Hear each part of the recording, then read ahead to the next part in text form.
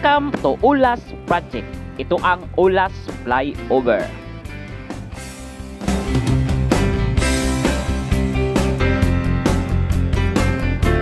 Ito ang magkukunik from Davao Bukidnon Road direkta to Davao Coastal Road.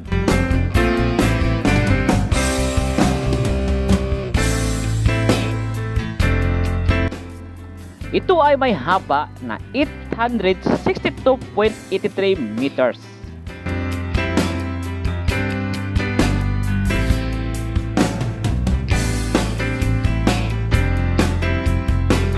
At kung matapos na ito ay aasahan ito ay magbibigay ng malaking kaginhawaan ng mga Davaoenyo at karatig lugar pagpunta dito sa